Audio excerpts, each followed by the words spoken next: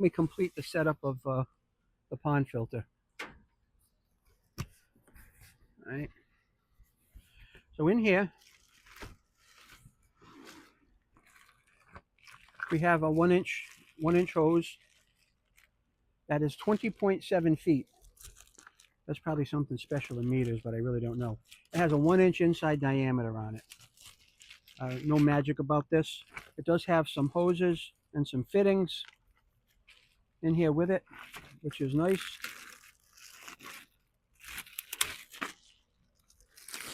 Because you can always use hoses and fittings. Nicely packaged. And here is the actual product. There's more in there. This is the actual product right here. It's got a bunch of adapters if you want to use them. Some angled adapters if you want to use those. I don't think those will work in my case though, because mine are male. I don't have any male-to-male couplers here, so that's okay. But I still have clamps that came with it that I'll be able to use. But that's the hose. Basic pond hose. Can't go wrong with that, right?